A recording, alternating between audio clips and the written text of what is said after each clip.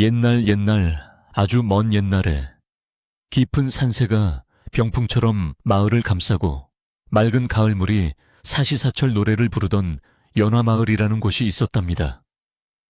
이 마을은 사람들의 인심이 넉넉하고 땅이 기름져서 농사가 잘 되었기에 모두가 평화롭게 살아가고 있었지요. 마을 어귀에는 커다란 당산나무가 우뚝 서서 마을을 지켜주고 있었고, 집집마다 굴뚝에서는 저녁 무렵이면 구수한 밥 짓는 냄새가 모락모락 피어올라 정겨운 풍경을 자아내곤 했습니다. 이곳 사람들은 자연을 경외하며 산신령의 존재를 믿고 겸손하게 살아가는 소박한 이들이었답니다. 이 평화로운 마을 한편에는 마음씨 착하기로 소문난 덕구라는 농부와 그의 아내가 살고 있었는데, 이들에게는 오랫동안 기다려온 귀한 아들이 태어났습니다. 아이의 이름은 밝고 건강하게 자라라는 뜻에서 밝음이라 지어주었고, 부부는 아이를 금이야 오기야 애지중지하며 키웠지요. 덕구는 매일같이 밭에 나가 땀 흘려 일하면서도 집에서 기다리는 아이 생각에 힘든 줄도 모르고 살았습니다. 아내 역시 정갈하게 집안일을 돌보며 아이의 웃음소리에 세상 부러울 것 없는 행복을 느끼며 살아가고 있었답니다.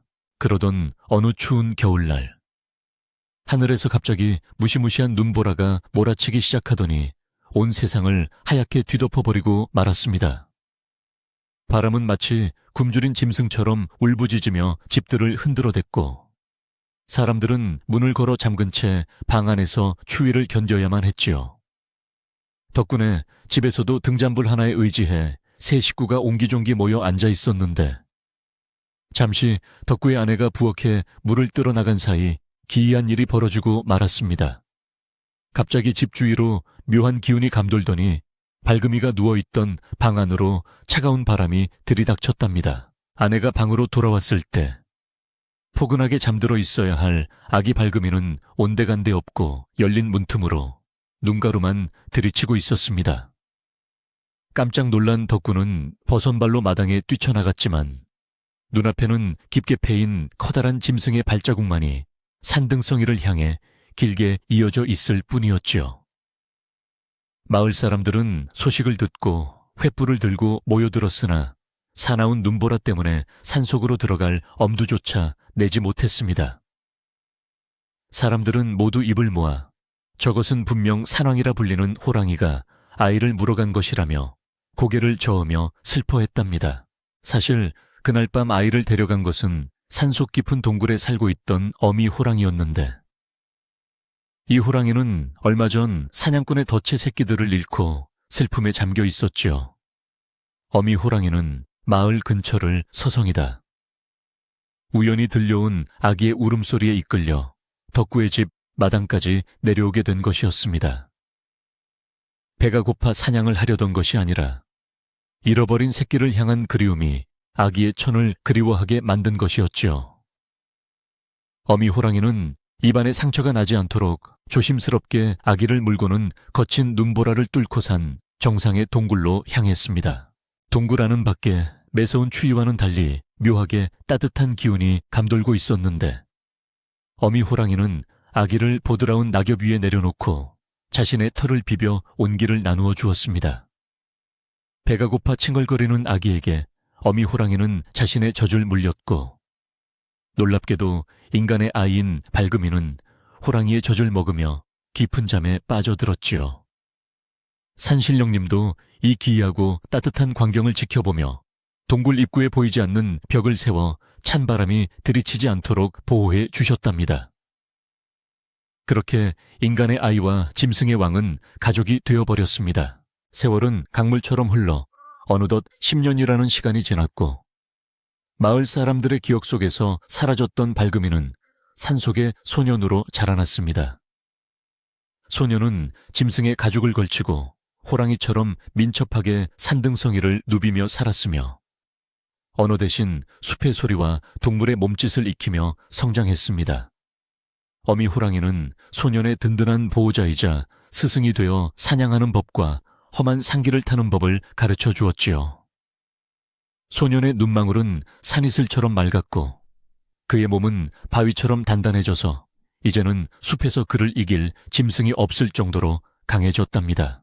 소녀는 자신이 사람이라는 사실을 알지 못했지만 가끔 산 아래 마을에서 들려오는 은은한 종소리나 연기 냄새를 맡을 때면 묘한 향수를 느끼곤 했습니다.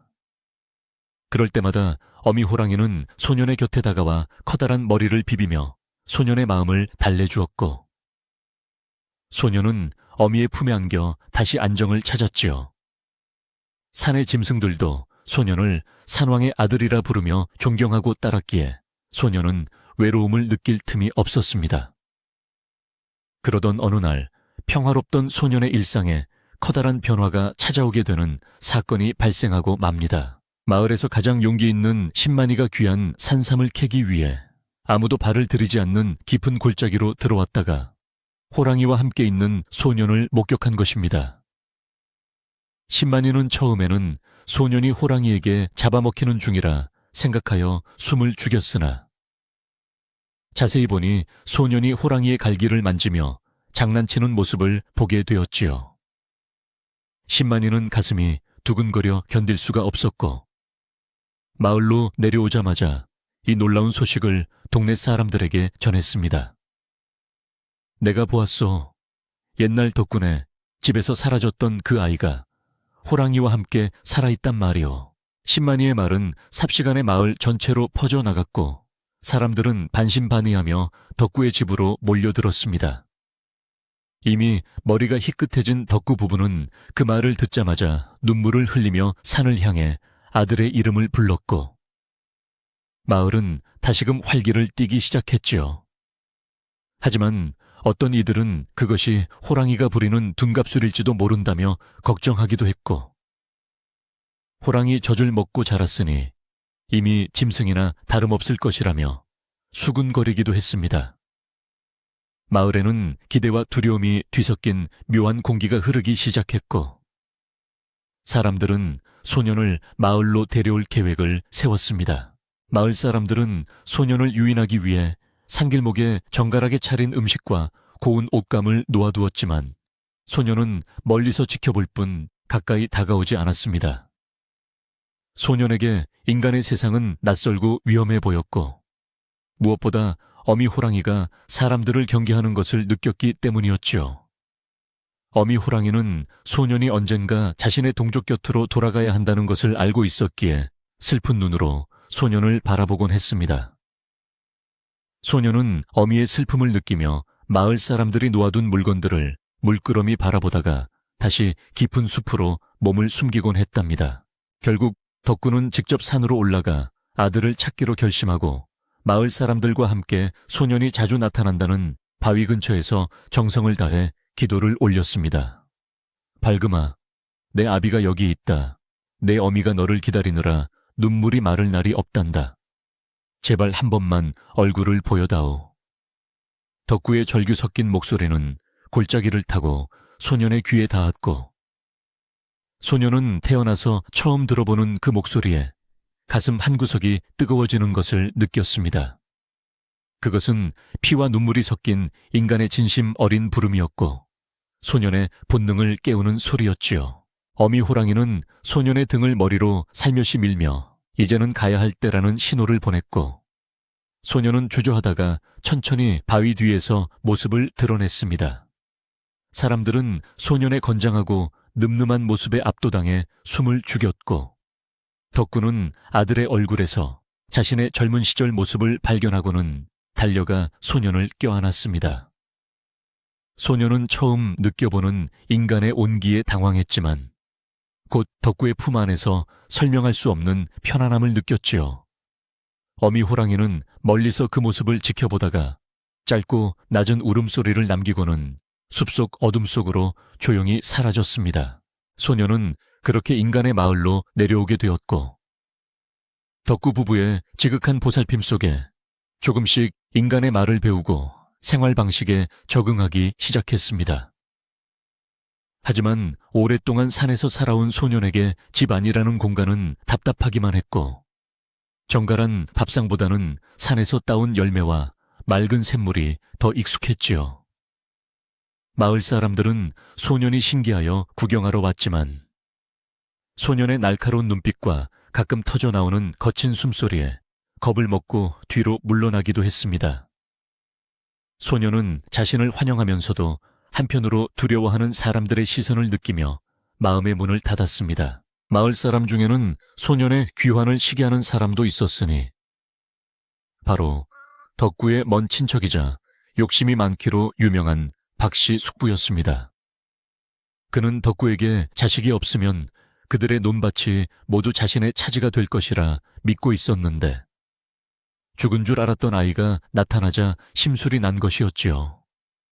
박씨, 숙부는 마을 사람들에게 소년이 호환을 부르는 악귀라며 헛소문을 퍼뜨리기 시작했고 소년이 밤마다 산으로 올라가 호랑이와 모의를 한다는 거짓말을 지어냈습니다. 마을의 평화로웠던 분위기는 박씨 숙부의 독설로 인해 조금씩 흐려지기 시작했습니다. 발금이가 마을에 돌아와 사람의 옷을 입고 인간의 음식을 먹기 시작한 지 어느덧 몇 달이 지났지만 그의 마음은 여전히 저 멀리 보이는 푸른 산등성이를 떠나지 못하고 있었습니다. 그는 방 안의 천장이 너무 낮아 숨이 막히는 것 같았고 따뜻한 온돌방보다는 찬 이슬이 내리는 숲속 바위 위를 더 그리워하며 밤잠을 설치곤 했지요. 덕구 부부는 아들이 다시 숲으로 돌아갈까봐 매일 아침 정성껏 지은 쌀밥과 나물을 내놓으며 다정한 말로 말을 걸었지만 발금이는 그저 말없이 창밖의 숲만 바라볼 뿐이었습니다. 마을 사람들은 그런 발금이의 옆을 지나갈 때마다 그에게서 나는 묘한 숲의 냄새와 날카로운 눈빛에 겁을 먹고는 슬금슬금 자리를 피하기 일쑤였답니다. 마을에는 발금이의 귀환을 시기하고 미워하는 사람이 있었으니 그는 바로 덕구의 먼 친척이자 욕심이 많은 박씨 숙부였습니다. 그는 덕구에게 자식이 돌아오지 않았다면 그 넓은 논밭과 고래등 같은 기와집이 모두 자신의 차지가 되었을 것이라 믿으며 밤마다 배 아파했지요. 박씨 숙부는 마을 사람들이 모이는 우물가나 장터에 나가 발금이가 사실은 호랑이의 자식이며 언젠가는 마을 사람들을 해치기 위해 내려온 첩자라는 흉흉한 소문을 퍼뜨리기 시작했습니다. 그는 사람들이 모인 곳에서 짐승의 젖을 먹고 자란 놈이 어떻게 사람의 마음을 가질 수 있겠느냐며 독한 말을 쏟아냈고 평소 겁이 많던 마을 사람들은 그 말에 조금씩 동요하며 발금이를 경계하기 시작했습니다. 어느 날 오후 마을의 한 집에서 키우던 돼지가 우리를 탈출하여 온 동네를 휘저으며 밭을 망가뜨리는 소동이 벌어졌습니다. 건장한 장정, 여럿이 달려들어 돼지를 잡으려 했지만 흥분한 돼지는 좀처럼 잡히지 않았고 오히려 사람들을 밀치며 난동을 피웠지요. 그때 마당 한 구석에서 조용히 지켜보던 발금이가 번개 같은 속도로 몸을 날려 단숨에 돼지의 뒷덜미를 낚아채 바닥에 굴복시켰습니다. 산에서 호랑이에게 배운 민첩한 몸놀림이었으나 이를 지켜보던 마을 사람들은 감탄하기보다는 소년의 짐승 같은 힘과 살기 어린 눈빛에 압도되어 뒷걸음질을 치고 말았습니다. 박씨, 숙부는 이때다 싶어 사람들에게 저 눈을 보게 저게 어디 사람의 눈이냐며 소리 높여 외쳤지요. 그날 이후 마을의 분위기는 더욱 싸늘해졌고 어린아이들을 둔 부모들은 발금이가 근처에 나타나기만 해도 아이들을 집 안으로 불러들이며 문을 걸어 잠갔습니다. 덕구는 마을 사람들의 차가운 시선을 느낄 때마다 가슴이 찢어지는 듯 했지만 아들에게는 차마 내색하지 못하고 그저 손을 꼭 잡아줄 뿐이었지요. 발금이는 사람들의 언어를 완전히 익히지 못해 자신의 진심을 전할 길이 없었고 오히려 자신을 향한 적의를 본능적으로 감지하며 점점 더 입을 굳게 다물게 되었습니다. 소녀는 밤마다 마당에 앉아 산을 향해 길게 한숨을 내쉬었고 그 소리는 마치 멀리서 들려오는 어린 호랑이의 울음소리처럼 애처롭게 마을의 어둠 속으로 퍼져나갔습니다. 박씨 숙부는 여기서 멈추지 않고 더욱 악랄한 계획을 세우기 시작했는데 그는 마을 청년들을 선동하여 발금이를 마을에서 내쫓아야 한다고 주장했습니다. 그는 덕구의 집 마당까지 찾아와 대성통욕을 하며 짐승을 집안에 들여 마을에 재앙이 닥치게 생겼으니 이 일을 어찌할 거냐며 덕구를 몰아세웠지요. 마음 약한 덕구는 친척의 기세에 눌려 아무 말도 못하고 눈물만 흘렸고, 방 안에서 이 소리를 듣던 발금이는 자신의 존재가 부모님에게 짐이 되고 있다는 사실을 깨닫고 깊은 슬픔에 잠겼습니다. 마을 사람들은 박씨 숙부의 선동에 휩쓸려 당장이라도 발금이를 산으로 돌려보내야 한다며 횃불을 들 기세로 덕구의 집 주위를 에워싸고 웅성거렸습니다. 이때 마을의 가장 높은 어른이자 지혜롭기로 소문난 노촌장이 지팡이를 짚고 천천히 군중 사이를 헤치며 나타나 엄한 목소리로 꾸짖었습니다. 모두 조용히 하지 못하겠느냐? 이 아이가 마을에 내려온 뒤로 단 한 명이라도 해친 적이 있느냐? 노촌장의 위엄서린 목소리에 웅성거리던 사람들은 일제히 입을 다물었고, 박씨 숙부조차 고개를 숙인 채 눈치를 살필 뿐이었습니다. 노촌장은 발금이의 맑은 눈을 한참 동안 들여다보더니 마을 사람들을 향해 사람의 근본은 겉모습이나 자라온 환경이 아니라 그 마음의 깊이에 있는 법이다 라며 일침을 가했습니다. 노촌장의 말 한마디에 사람들은 부끄러움을 느끼며 하나둘씩 집으로 돌아갔지만 박씨 숙부의 눈동자 속에는 여전히 시커먼 욕심의 불꽃이 이글거리고 있었습니다. 노촌장의 중재로 잠시 평화가 찾아온 듯 했지만 박씨 숙부는 오히려 더 큰 음모를 꾸미기 위해 마을 밖에 사나운 포수들을 불러 모으기 시작했습니다. 그는 포수들에게 산속에 아주 거대한 호랑이가 살고 있으며 그 가죽을 얻으면 평생 먹고 살 재물을 가질 수 있다고 유혹하며 비밀리에 함정을 팔 준비를 마쳤지요. 사실 그의 목적은 어미 호랑이를 잡아 발금이를 유인해낸 뒤 두 존재를 한꺼번에 마을에서 없애버리려는 것이었습니다. 박씨 숙부는 밤마다 산기슭을 돌며 호랑이가 지나는 길목에 날카로운 쇠창이 박힌 구덩이를 팠고, 짐승도 한 번 걸리면 빠져나올 수 없는 강력한 올가미를 촘촘하게 설치하여 숲의 평화를 위협하기 시작했습니다. 어느덧 보름달이 높이 뜬 깊은 밤, 발금이는 산속에서 들려오는 희미한 어미, 호랑이의 울음소리를 듣고 잠에서 깨어 자리에서 일어났습니다. 그것은 평소의 웅장한 포효가 아니라 무언가에 고통받으며 도움을 요청하는 듯한 비통하고도 처절한 울음소리였지요. 발금이의 가슴은 세차게 뛰기 시작했고 본능적으로 어미에게 무슨 일이 생겼음을, 직감하고는 부모님이 잠든 사이 조용히 담을 넘어 산으로 향했습니다. 소녀는 어둠 속에서도 길을 잃지 않고 바람처럼 나무 사이를 가로질러 울음소리가 들리는 곳으로 달려갔고, 그의 뒤를 박씨 숙부와 포수들이 숨죽이며 미행하고 있다는 사실은 꿈에도 알지 못했습니다. 소년이 도착한 곳은 산 중턱의 울창한 숲속이었는데 그곳에는 어미 호랑이가 박씨 숙부가 판 깊은 함정에 빠져 앞발에 날카로운 쇠창이 박힌 채 신음하고 있었습니다. 어미 호랑이는 소년을 보자 반가움보다도 위험을 알리려는 듯 낮게 으르렁거렸지만 이미 힘이 다해 눈꺼풀이 파르르 떨리고 있었지요. 발금이는 어미의 처참한 모습을 보고 심장이 멈추는 듯한 충격을 받았고 망설임 없이 구덩이 안으로 뛰어내려 어미의 상처를 자신의 옷가지로 감싸기 시작했습니다. 하지만 그때 위에서 박씨 숙부의 비열한 웃음소리가 들려왔고 횃불을 든 사람들이 함정 주위를 가득 메우며 승리감에 도취된 표정으로 소년을 내려다보았습니다. 박씨 숙부는 마을 사람들에게 보시오, 이놈이 호랑이와 내통하여 우리 마을을 습격하려던 현장을 잡았소 라고 외치며 소년과 호랑이를 동시에 죽여야 한다고 선동했습니다. 마을 사람들은 함정 속에서 호랑이를 감싸 안고 있는 소년의 모습을 보며 공포와 의심에 휩싸였고 포수들은 활시위를 당기며 사살 명령만을 기다리고 있었지요. 발금이는 인간의 말을 다 알지는 못했지만 사람들의 눈에 담긴 사리를 읽고는 어미 호랑이를 가로막으며 온몸으로 화살을 막아섰습니다. 절체절명의 위기 상황 속에서 소녀는 눈물을 흘리며 하늘을 향해 인간의 언어와 짐승의 포효가 섞인 기이하고 슬픈 울음을 터뜨렸고, 그 소리는 온 산을 울리며 마을 사람들의 마음을 흔들어 놓았습니다. 이때 멀리서 이 소동을 듣고 달려온 덕구와 그의 아내, 그리고 노촌장이 현장에 도착하여 포수들의 앞을 가로막고 섰습니다.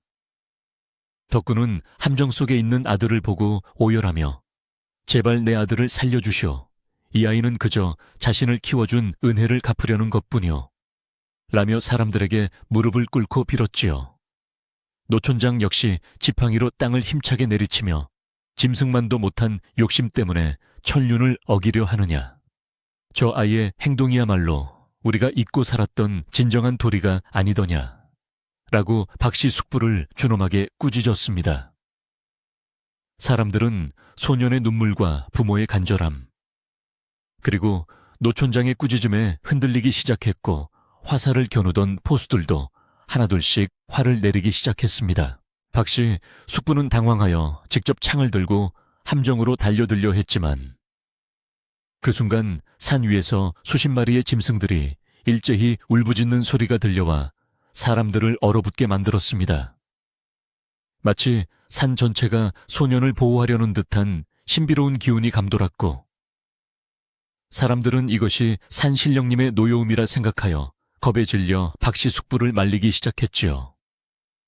박씨 숙부는 욕심을 포기하지 못하고 발악을 했지만 마을 장정들에게 붙잡혀 뒤로 끌려나갔고, 사람들은 서둘러 함정의 사다리를 내리기 시작했습니다.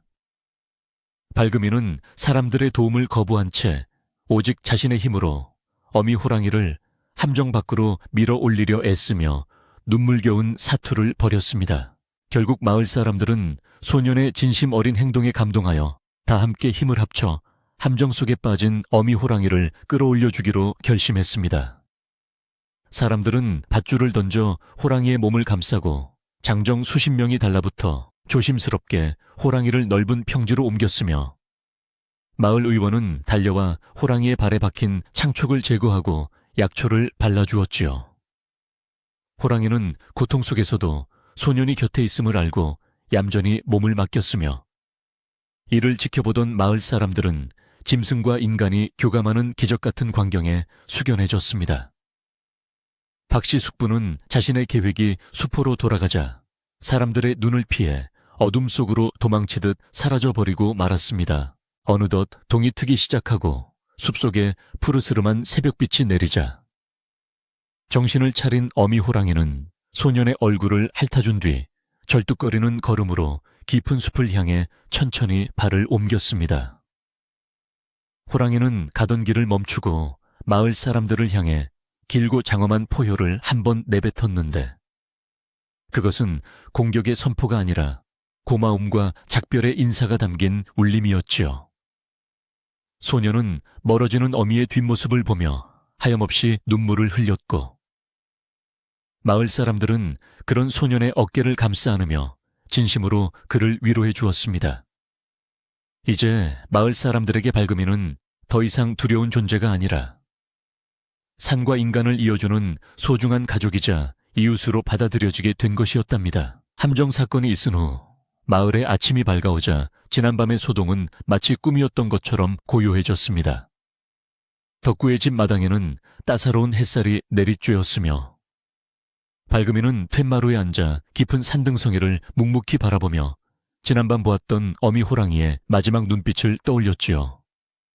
그의 가슴 속에는 여전히 산의 거친 공기가 소용돌이치고 있었으나, 이제는 곁에서 자신을 염려스럽게 바라보는 인간 어머니의 따뜻한 손길이 더 이상 낯설지 않게 느껴졌습니다.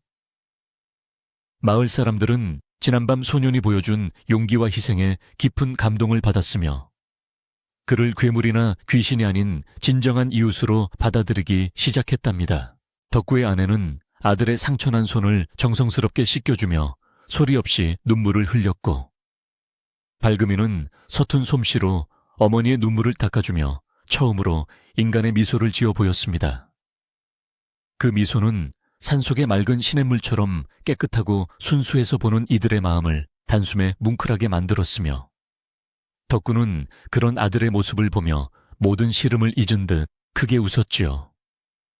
집안 곳곳에는 다시 생기가 돌기 시작했고 이웃들은 미안한 마음에 떡과 과일을 들고 찾아와 발금이의 안부를 물으며 진심으로 사과의 뜻을 전했답니다.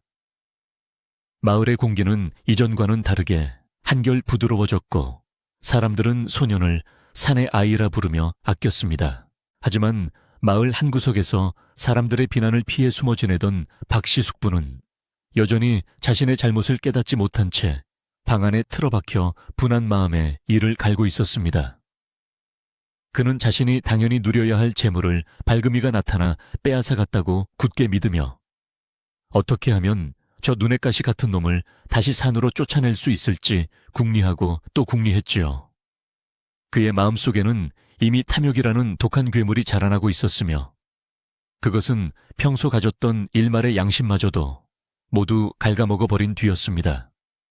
박씨, 숙부는 마을 사람들이 발금이를 칭찬하는 소리를 들을 때마다 가슴이 뒤틀리는 질투심을 느끼며 또 다른 음모를 꾸미기 시작했답니다.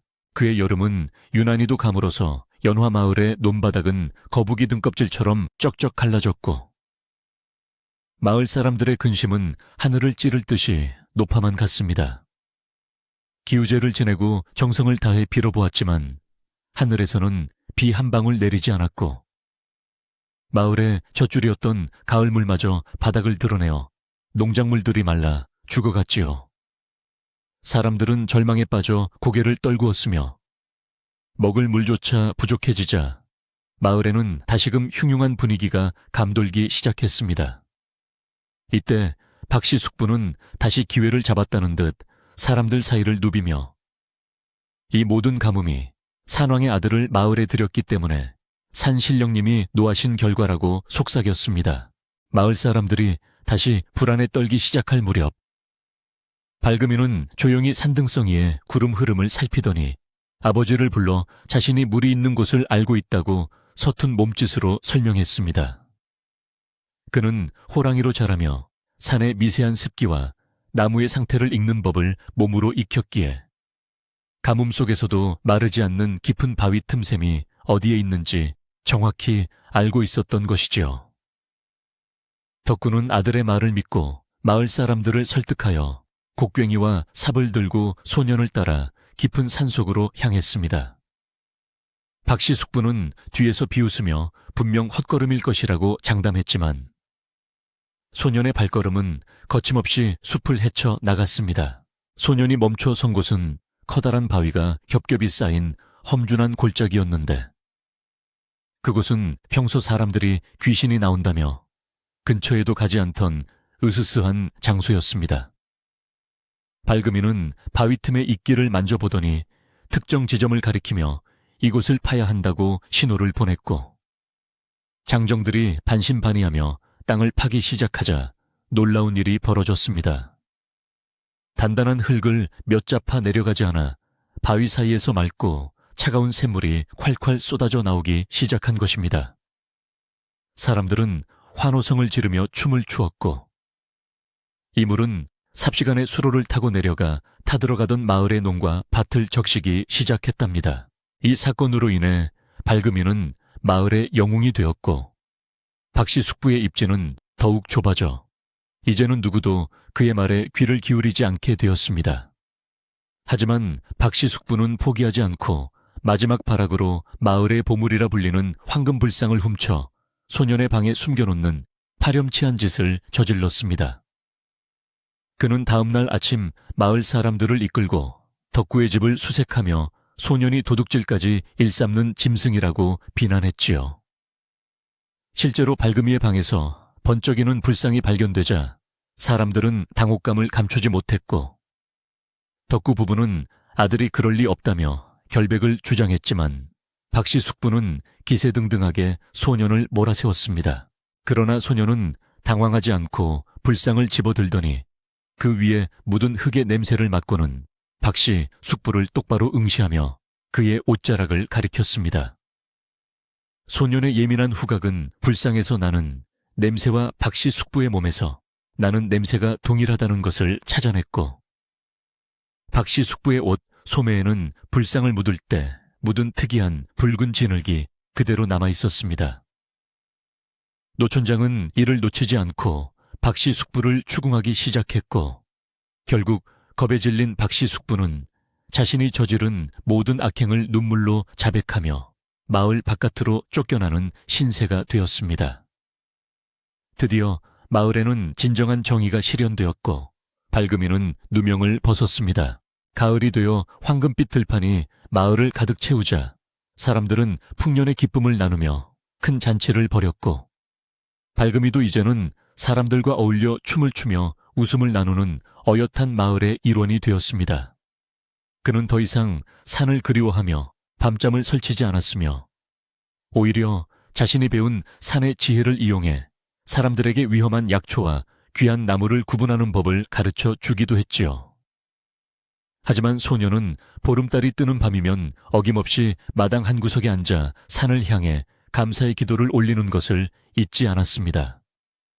그것은 자신을 낳아준 부모와 길러준 어미 호랑이, 그리고 자신을 품어준 마을을 향한 깊은 사랑의 표현이었습니다. 어느 추운 겨울밤, 발금이는 꿈속에서 어미 호랑이가 자신을 부르는 소리를 듣고 소스라치게 놀라 잠에서 깨어났습니다. 꿈속의 어미 호랑이는 예전의 위풍당당한 모습이 아니라 늙고 병들어 힘겹게 숨을 몰아쉬며 아들을 마지막으로 보고 싶어 하는 듯한 애절한 모습이었지요. 소녀는 가슴이 미어지는 아픔을 느끼며 이번에는 부모님께 조용히 말씀을 드리고 길을 떠날 준비를 마쳤습니다. 덕구와 그의 아내는 아들의 마음을 이해하고 따뜻한 고기, 뭉치와 귀한 약재를 챙겨주며 무사히 다녀오라고 배웅해 주었습니다. 소녀는 부모님의 따뜻한 배웅을 뒤로하고 눈 덮인 산을 향해 힘차게 달려나갔습니다. 산속은 예전보다 훨씬 고요하고 적막했으나 발금이의 발걸음은 망설임 없이 옛날 자신이 살던 동굴로 향했습니다. 동굴 입구에는 차가운 서리가 내려앉아 있었고 안으로 들어가자 그곳에는 앙상하게 마른 어미 호랑이가 거친 숨을 내쉬며 누워 있었지요. 어미 호랑이는 아들의 냄새를 맡고는 힘겹게 눈을 떠 소년을 바라보았는데 그 눈동자에는 세월의 흐름과 아들을 향한 깊은 그리움이 가득 담겨 있었습니다. 소년은 어미의 머리를 자신의 무릎에 뉘고 가져온 약재를 먹이며 눈물을 흘렸고, 어미 호랑이는 마지막 힘을 다해 소년의 손을 핥아주며 작별을 준비하는 듯 했습니다. 소년은 며칠 동안 동굴에 머물며 어미 호랑이의 곁을 지켰고, 정성 어린 간호 덕분에 어미 호랑이는 잠시 기운을 차려 동굴 밖으로 걸어 나올 수 있게 되었습니다. 달빛 아래 마주 앉은 두 존재는 말은 통하지 않았지만 서로의 심장 소리를 들으며 지난 10여 년의 세월을 추억했지요. 어미 호랑이는 소년이 이제 진정한 인간의 길을 걷고 있음을 확인하고 안심한 듯 평온한 표정을 지었습니다. 소년은 어미에게 마을에서 가져온 이야기를 들려주며 자신이 얼마나 행복하게 살고 있는지 전했고, 호랑이는 소년의 목소리를 자장가 삼아 깊고 평화로운 잠에 빠져들었습니다. 그날 밤 산신령님이 다시 나타나 소년의 꿈속에 나타나 말씀하시기를, 너의 보은하는 마음이 하늘을 감동시켰으니 이제 이 호랑이는 산의 영혼이 되어 영원히 이 마을을 지키는 수호신이 될 것이다 라고 하셨습니다. 잠에서 깬 소년은 어미 호랑이의 몸에서 은은한 빛이 뿜어져 나오는 것을 보았고, 다음 날 아침 호랑이가 누워있던 자리에는 커다란 호랑이 모양의 바위가 생겨나 마을을 굽어보고 있었습니다. 소년은 그것이 어미 호랑이의 새로운 모습임을 직감하고 바위 앞에서 큰 절을 올리며 영원한 이별과 새로운 만남을 가슴 깊이 새겼답니다. 마을로 돌아온 소년은 자신이 겪은 일을 사람들에게 전했고, 마을 사람들은 산 중턱에 생긴 호랑이 바위를 영험하게 여겨 해마다 정성껏 제사를 지내기 시작했습니다. 신기하게도 그 이후로 연화 마을에는 맹수의 습격이나 커다란 재앙이 닥치지 않았으며, 사람들은 이를 산왕이 된 어미 호랑이와 발금이의 깊은 인연 덕분이라 믿었지요. 발금이는 이제 마을의 든든한 청년으로 성장하여 부모님을 지극정성으로 모시며 평범하지만 가장 행복한 인간의 삶을 살아가게 되었습니다. 그의 이야기는 입에서 입으로 전해져 마을의 전설이 되었고 후대 사람들에게 은혜와 사랑의 중요성을 깨닫게 해주었습니다. 세월이 흘러 덕구 부부가 평온하게 세상을 떠난 뒤에도 발금이는 마을을 지키며 살았고 그의 곁에는 언제나 산의 정기와 인간의 온기가 공존하고 있었습니다. 그는 매일 저녁 툇마루에 앉아 지는 해를 바라보며 산에서 들려오는 바람의 소리에 귀를 기울였고 그 바람 속에서 어미 호랑이의 따뜻한 숨결을 느끼곤 했지요. 마을은 사시사철 평화로웠고 아이들은 발금이의 무릎에 앉아 호랑이와 소년의 신비로운 이야기를 들으며 잠드는 법을 배웠습니다. 그렇게 인간과 자연이 하나로 어우러진 연화마을의 밤은 언제나 달콤하고 깊은 수면 속으로 흘러갔으며 소년의 마음은 늘 평안했답니다. 세월은 눈 깜짝할 사이에 흘러서 연화마을의 풍경도 조금씩 변해갔지만 산 중턱에 우뚝 솟은 호랑이 바위만큼은 변함없이 마을을 굽어보고 있었답니다. 발금이는 이제 마을에서 가장 힘세고 지혜로운 청년으로 자라나 집안의 기둥이 되었고 그의 효심과 용맹함은 인근 고을까지 널리 알려져 칭송을 받았지요. 사람들은 더 이상 그를 두려워하지 않았으며 오히려 어려운 일이 생길 때마다 발금이를 찾아와 조언을 구했고 그는 산에서 배운 정직함으로 마을의 크고 작은 분쟁들을 지혜롭게 해결해 나갔습니다. 마을 전체가 마치 하나의 가족처럼 끈끈한 유대감으로 뭉치게 된 것은 모두 발금이의 덕분이었지요. 발금이는 매일 아침 당산나무 아래에 앉아 마을의 평안을 기원하며 하루를 시작했는데 그의 곁에는 항상 산의 맑은 공기와 숲의 기운이 머무는 듯 보였습니다. 그는 사냥을 할 때도 꼭 필요한 만큼만 취하고 어린 짐승은 놓아주는 등 자연의 섭리를 거스르지 않는 삶을 몸소 실천하며 사람들에게 생명의 소중함을 가르쳤답니다. 마을 아이들은 그런 발금이의 뒤를 졸졸 따라다니며 숲속 식물들의 이름과 동물의 발자국을 읽는 법을 배웠고 그 과정에서 인간과 자연이 어떻게 공존해야 하는지를 가슴 깊이 새기며 건강하게 성장해 나갔습니다. 소녀는 자신의 아이들에게도 늘 생명의 고귀함을 강조하며 숲의 지혜를 아낌없이 나누어 주었습니다. 그러던 어느 해 유난히도 일찍 찾아온 서리와 매서운 추위 때문에 마을 사람들은 겨울나기 준비에 큰 어려움을 겪게 되었습니다. 갑작스럽게 내린 폭설로 길은 끊기고 숲의 짐승들도 먹이를 찾아 마을 근처까지 내려오는 흉흉한 일이 잦아졌지만 신기하게도 연화마을만큼은 사나운 짐승의 피해를 전혀 입지 않았답니다. 밤마다 호랑이 바위 쪽에서 은은한 기운이 내려와 마을 주위를 감싸는 것을 본 사람들은 그것이 산왕이 된 어미 호랑이의 가호라 믿으며 감사한 마음으로 추위를 견뎌냈지요. 발금이는 밤마다 횃불을 들고 마을 어귀를 돌며 이웃들의 집을 살피고 온기를 나누어 주며 누구보다 앞장서서 힘든 시기를 이겨내고자 애썼습니다. 마을의 노촌장은 어느 날 발금이를 불러 그의 손을 꼭 잡으며 너는 우리 마을에 내려온 하늘의 선물과도 같은 존재다 라며 깊은 신뢰의 눈빛을 보냈습니다. 노촌장은 이제 자신의 기력이 다했음을 느끼고 소년에게 마을의 정신적인 지주 역할을 이어받아 줄 것을 부탁했으며 발금이는 겸손하게 고개를 숙이며 마을의 평화를 지키겠노라 맹세했지요.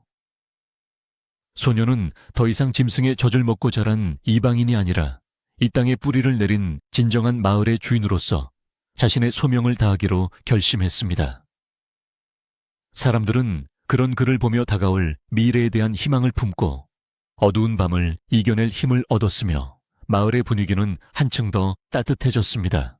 박씨 숙부가 마을에서 쫓겨난 뒤로 그의 소식을 아는 이는 아무도 없었지만 가끔 들려오는 소문에 의하면 그는 타향을 떠돌며 자신의 탐욕을 채우려다 결국 빈털터리가 되어 고단한 삶을 살고 있다고 했습니다. 마을 사람들은 그의 이야기를 들으며 남을 해치려던 마음이 결국 자신에게 돌아온다는 인과응보의 진리를 다시금 깨닫게 되었고, 아이들에게도 늘 정직하고 착하게 살 것을 강조했지요.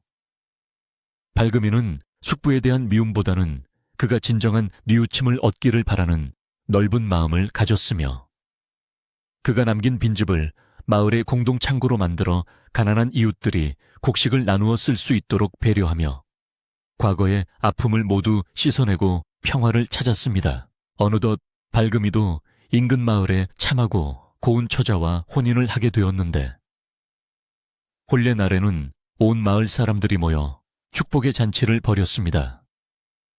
소년의 아내가 된 여인은 발금이의 순수한 마음과 강직한 성품에 반해 평생을 함께하기로 약속했고, 두 사람은 부모님을 모시던 옛집에서 알콩달콩 살림을 꾸려나갔지요. 신기하게도 혼례날 밤에는 산에서 온갖 새들이 날아와 노래를 불렀고, 달빛은 유난히도 밝게 마당을 비추어 마치 산신령님이 두 사람의 앞날을 축복해 주시는 듯한 기이하고도 아름다운 풍경이 펼쳐졌습니다. 소년의 삶은 그렇게 인간의 온정과 자연의 축복 속에서 가득 채워졌으며, 마을은 축제 분위기로 며칠을 보냈습니다. 세월이 흘러 소년에게도 아이들이 생겼고, 그는 자신의 아이들을 호랑이 바위로 데려가 옛날 이야기를 들려주며 자신을 키워준 어미 호랑이의 은혜를 전했습니다.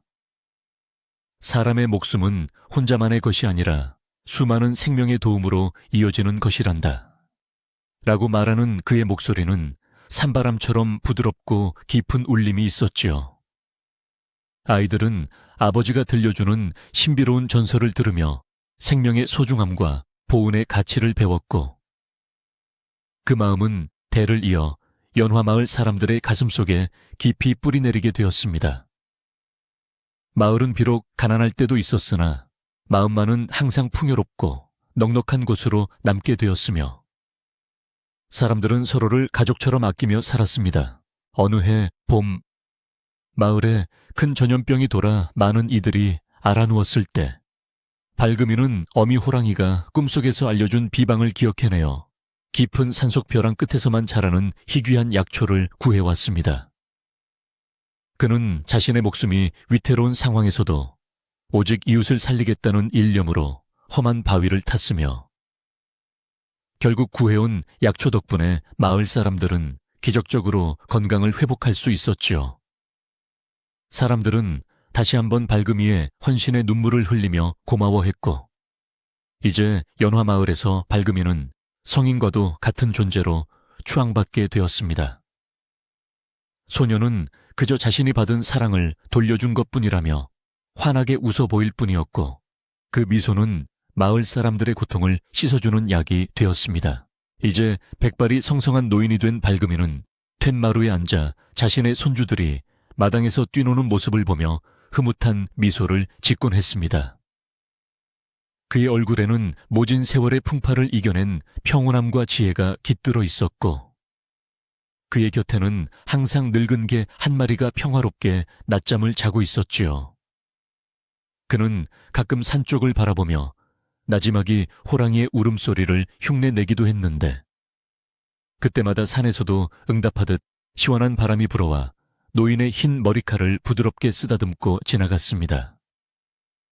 노인은 그 바람 속에서 여전히 자신을 지켜봐주는 어미 호랑이의 따뜻한 시선을 느끼며 안도했고, 그가 내쉬는 숨결은 마을의 평화를 더욱 깊게 만들었습니다. 연화마을은 수백 년의 시간이 흐른 뒤에도 그 전설을 간직한 채 평화로운 모습을 잃지 않았고, 호랑이 바위는 여전히 그 자리를 지키며 마을의 수호신 역할을 묵묵히 수행했습니다. 사람들은 삶이 힘들 때마다 그 바위를 찾아가 마음의 평안을 얻었으며, 발금이가 남긴 보은과 사랑의 가르침은 마을의 가장 큰 보물이 되어 대대손손 전해졌지요. 짐승의 젖을 먹고 자란 아이가 인간의 진심을 깨닫고 다시 그 사랑을 세상에 돌려주었다는 이야기는 차가운 세상 속에서도 인간의 선함이 얼마나 큰 기적을 만들어낼 수 있는지를 증명하는 살아있는 전설이 되어 사람들의 가슴을 따뜻하게 적셨으며, 오늘날까지도 그 온기는 전해지고 있습니다. 깊은 밤, 달빛이 소리 없이 마을 지붕 위로 내려앉으면 연화마을은 세상에서 가장 고요하고 평온한 안식처로 변했습니다. 산속의 짐승들도 마을의 사람들도 서로를 해치지 않으며 각자의 자리에서 깊은 잠에 빠져들었고, 숲의 숨소리와 마을의 숨소리가 하나로 어우러져 장엄한 교향곡을 만들어냈지요. 그 풍경 속에는 더 이상 미움이나 탐욕, 의심과 공포가 설 자리가 없었으며 오직 서로를 향한 배려와 신뢰만이 가득했답니다. 밝음이가 평생을 바쳐 지켜온 이 평화는 이제 마을의 공기처럼 자연스러운 것이 되어 사람들의 꿈속까지 포근하게 감싸 안아주었으며, 밤이 깊어갈수록 평안함은 더욱 짙어만 갔습니다. 마을 어귀의 당산나무는 수백 번의 계절을 보내며 더욱 크고 늠름해졌고, 그 그늘 아래서 사람들은 밝음이의 이야기를 나누며 인생의 참된 의미를 되새기곤 했습니다. 아이들은 호랑이 가죽을 입고 산을 누비던 용감한 소년의 모습을 상상하며 용기를 얻었고, 어른들은 은혜를 잊지 않았던 소년의 마음을 본받아 이웃과 화목하게 지낼 것을 다짐했지요. 전설은 단순히 과거의 이야기가 아니라 오늘을 살아가는 사람들에게 등불이 되어주었고, 연화마을은 이웃 고을 사람들로부터 천국과 가장 닮은 마을이라는 별명을 얻을 정도로 전기 넘치는 살기 좋은 곳이 되었답니다. 그곳은 이제 모두가 머물고 싶어하는 따뜻한 사랑의 고향이 되었습니다. 어느 화창한 가을 날, 노인이 된 밝음이는 가족들이 모두 모인 자리에서 조용히 눈을 감으며 마지막 유언을 남겼습니다. 내가 죽거든 나를 호랑이 바위가 잘 보이는 언덕에 묻어다오. 죽어서도 그분과 함께 이 마을을 지키고 싶구나. 가족들은 슬픔 속에서도 노인의 뜻을 받들어 정성을 다해 장례를 치렀고, 노인이 떠난 자리에는 맑은 무지개가 산과 마을을 연결하듯 길게 걸려 사람들의 감탄을 자아냈습니다. 노인은 육신을 떠나 영혼이 되어서도 자신이 사랑했던 이 땅을 떠나지 않고 산바람이 되어 숲과 마을 사이를 자유롭게 거닐게 되었지요. 그의 영혼은 이제 영원한 산의 일부가 되어 마을의 안녕을 지켜주고 있습니다. 신기하게도 밝음이가 세상을 떠난 날 밤, 마을 사람들은 모두 똑같은 꿈을 꾸었는데, 그것은 황금빛 털을 가진 거대한 호랑이와 하얀 옷을 입은 노인이 나란히 서서 마을을 향해 인자하게 웃어주는 모습이었습니다. 사람들은 잠에서 깨어 서로의 꿈을 이야기하며 이것이 밝음이와 어미 호랑이가 다시 만났음을 알리는 징조라 생각하고 기뻐했답니다. 이제 마을을 지키는 수호신은 하나가 아니라 둘이 되었으며, 연화마을의 평화는 그만큼 더 단단하고 견고해졌지요. 사람들은 더 이상 죽음을 두려워하지 않고 자연의 품으로 돌아가는 순리로운 과정으로 받아들이게 되었으며, 마을은 영원한 평온 속에 머물게 되었습니다. 이제 이야기는 끝이 났지만 연화마을의 전설은 지금 이 순간에도 우리 곁을 맴돌며 보이지 않는 온기를 전해주고 있습니다. 여러분의 마음속에도 밝음이와 같은 순수한 용기와 은혜를 잊지 않는 따뜻한 마음이 깃들어 있기를 바랍니다.